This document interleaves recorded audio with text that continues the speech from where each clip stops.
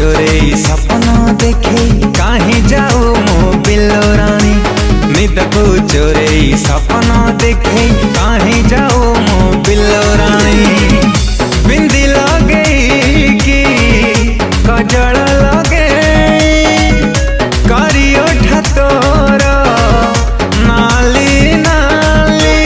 एते सजई जाओ छुरी कही जा थरे आलो न खरी। एते सजई जाओ छुरी कही जा थरे आलो न खरी। मन को चोरे तो मीठा कथा गजरा गभाबाली मो गजरा गभाबाली गजरा गभाबाली।